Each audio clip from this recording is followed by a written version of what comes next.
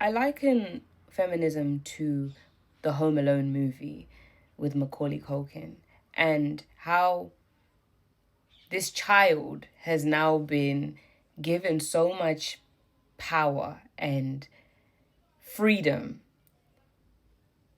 but it's a child. They're not an adult. They can't think their way through life in a productive way. And so they end up kind of creating a mess for themselves. It's not nothing really good can come from that. And when I think of feminism, and, bear in mind, I'm very grateful for feminists and, the ability to be able to speak, to work, to earn a living. That's great.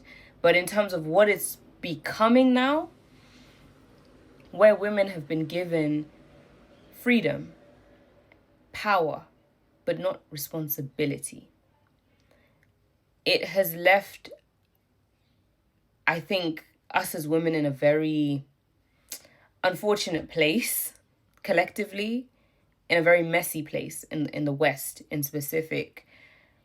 And that's why you're slowly seeing this U-turn back into conservatism amongst women. Because again, it's that Home Alone theory. Towards the end, you start to miss your family. You start to want the order and the structure because you're a child. You never, this is where, when they say feminism wasn't even our own making, that it's other forces allegedly that have put feminism into us and it actually benefits men more. This is where that theory actually makes a lot more sense. And the reason I say that is because feminism was never about growing up. It was never about becoming an adult for women. It just gave them leverage and freedom, but then without consequence. Because we know men aren't really going to hold women to the consequences maybe they hold other men to because they want pussy. So women can get away with bad behaviors because a man is always going to be up there. You see those women on 600-pound life. There's always a man. Men are such horn dogs that they kind of enable the bad behaviors of women. And then you look at women and we don't hold each other accountable. If you hold someone accountable, you are demonized and exiled from the sisterhood. Hence why I'm not there. But the reason I'm critical of men who are critical of women under patriarchy is because patriarchy, as I said, it enables women to be like that. It enables it because you tell them that they aren't as capable. You infantilize them. You pacify them.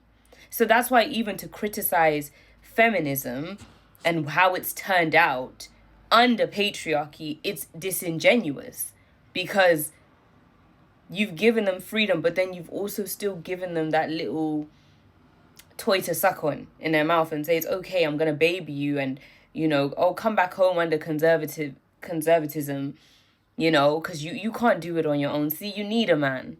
It's rather than saying, you know what, you just need to grow the hell up.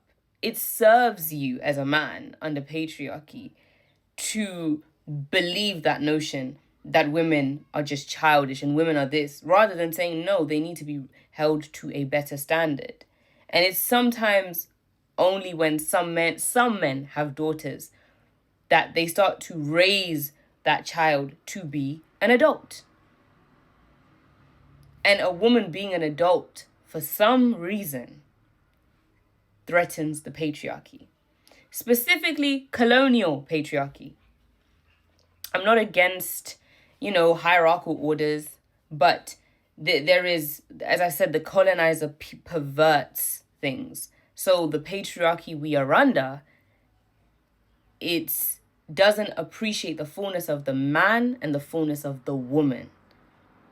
And unfortunately, because of a lot of men's desire to dominate and have power over the woman, they don't even realize they're also advocating for their own demise when they advocate for the colonizer's version of patriarchy.